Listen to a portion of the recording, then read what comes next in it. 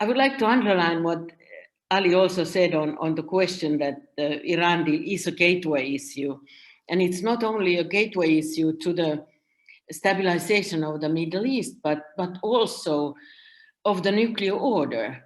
If the alternatives that you pointed out, number 2 or 3, are recognized, it is to say that almost 20 years of negotiations on the Iran deal has not brought results that can survive. And so the question is, what is the future of nuclear diplomacy at all? And so I'd like to focus on the EU as actor, as I have been asked to.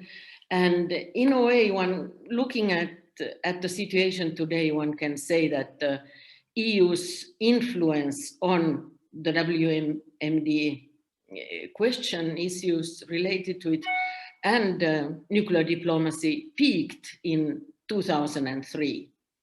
This was at the time when the EU adopted its WMD strategy. It was the time when the EU adopted its security strategy, and it is also the time when the 3 foreign ministers from the European nations traveled to Iran and started negotiating, saying we need to talk to Iran on the background of Iraq and disagreements related to that. So in a way, this is the background where the EU has, the arena where the EU stood and where it started developing the issues. And let us, just a few words on the WMD strategy. This was approved, and it was really a strategy, that EU strategy, that addressed the question of non-proliferation and to sort of continue the regime of non-proliferation and disarmament, and developed an action plan. And when you look at the 2019 evaluation of the WMD strategy, it turns out that many of the treaties that they wanted to be passed immediately after the strategy was the CTBT, the Comprehensive Test Ban Treaty, the Fissile Material Cutoff Treaty. They wanted to strengthen the Hague Code of Conduct. And if you look at what has happened in the past almost 20 years in this strategy, it has been about dialogue, confidence building measures. A lot of seminars have been funded, and things that are really very difficult to measure. But the one thing that stands out and where actually the EU could do something in the Middle East is nuclear safety. The countries are building nuclear civilian facilities, and the EU has capability and also has done some financing in Iran already on the nuclear safety part, and especially for the Gulf states, this could be an interesting proposal, at least to create a role for the EU. But with this WMD background, I think it is important to stress the question of the JCPOA and the Iran deal and its meaning for the European Union, and also its meaning for the continuation of the JCPOA. And it was a diplomatic initiative, very ad hoc, but connected with a strategy which actually talked about effective multilateralism. The concrete goal was to prevent military action in Iran, and the secondary concrete goal was to develop the EU's global role.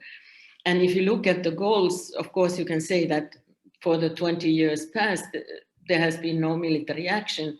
No military action is wrong to say, but there's not been major military intervention in Iran.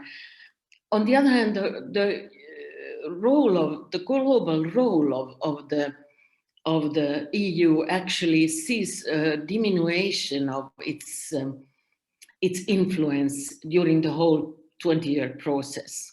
It started out by the EU was successful the first couple of years, the only actor on the field, And later the EU facilitated the JCPOA and its approval in 2015. But actually after the Trump maximum pressure policies, the EU faced an almost impossible dilemma. The one was, should it support the transatlantic link or should it support the JCPOA? And actually, as often is the case, the EU ended up in the middle. It didn't criticize the transatlantic link and the US activities, and it tried to defend the EU's, the JCPOA and the EU's role in it. And two sort of specific issues come to mind. One is when the EU assumed that they would get an en bloc dispensation from the EU sanctions or the President Trump's maximum pressure policy. This was not the case. John Bolton refused bluntly, and then the EU turned to this other approach that was to take the humanitarian actions of the US that was still available and allowed, and to actually develop a channel for getting some of the main effects of the sanctions at least reduced somewhat.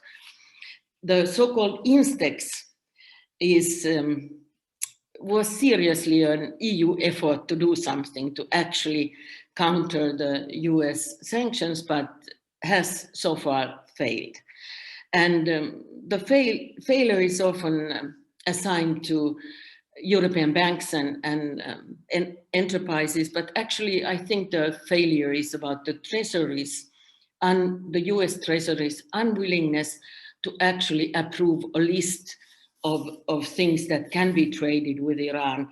And actually the Treasury recently stated that even retroactively, they could recall their licensing. They have taken standpoint one at a time, and they maintain that they can even retroactively recall the licenses. This means that the EU has really not only lost its channel, but also lost credibility. And so the question is, what is the EU's role now? If you look at Ali's three alternatives, of course, the EU will maintain alternative one. The JCPOA should survive, and the EU will state this in all its statements. And abandoning the EU would also be, abandoning the JCPOA would actually be abandoning the idea of the European global role. On the other hand, you can say that the discussions have created a debate about the European strategic autonomy and its global role, and this may be useful for the Europe as such, even if it is not so useful for Iran. But finally, 1 minute comment on the WMD zone in the Middle East.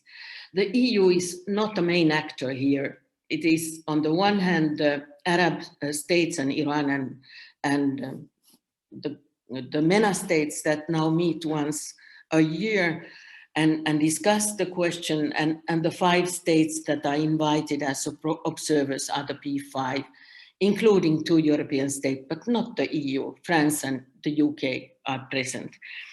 And the second forum is the NPT and the review conference, and the review conference coming up now in January. I'm sure this will be debated very strongly about what is the future of the Middle East nuclear weapon-free zone. And it's very unlikely that some kind of a solution would emerge that would actually make a path or an action plan for how to proceed. This has been sort of sabotaged before in the NPT context. Although one may say that the NPT is in a crisis, and there are different things that the P5 must show in terms of success. So there is a little question, but the EU will not be here in a major role. It can support and has always supported the WMD free zone in the Middle East, has also financed some activities, but does have the problem that the EU is not a nuclear weapon free zone, so there's sort of a paradox in its own backyard.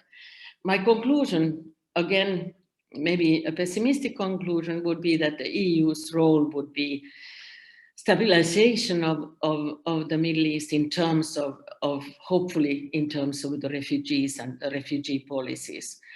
And that this, of course, is a challenge of dimensions, and the EU has a background in this. The idea that I think has been put forth by Ali and others, that the EU could be a mediator in a regional context, now that in effect in Alternative 2 or 3, or starting fresh negotiations following the sort of openings that have been there, is probably not what you call it, successful idea. I think Iran has lost its credibility. EU has lost its credibility for Iran, and Iran is turning to the east, to China, and also the Israel, and maybe Sharon will talk more about it. The EU is not most likely an acceptable negotiator for Israel. Thank you.